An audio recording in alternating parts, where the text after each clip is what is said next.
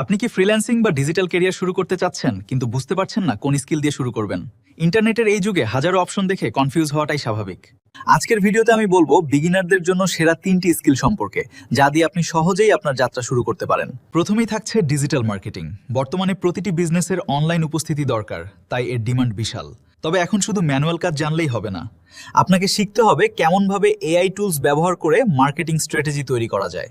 এটি খুব দ্রুত শেখা যায় এবং মার্কেটে এর প্রয়োজনীয়তা দিন দিন বাড়ছে। দ্বিতীয় স্কিলটি হলো কন্টেন্ট ক্রিয়েশন। আপনি যদি ভিজুয়াল কাজ পছন্দ করেন, তবে গ্রাফিক ডিজাইন বা ভিডিও এডিটিং দিয়ে শুরু করতে পারেন। প্রথম দিকে খুব জটিল সফটওয়্যার না শিখে সহজ কিছু টুলস দিয়েও প্রফেশনাল কাজ শুরু করা সম্ভব। মনে রাখবেন, ভালো মানের কন্টেন্ট ছাড়া এখন কোনো ব্র্যান্ডের প্রমোশনই পূর্ণতা পায় না।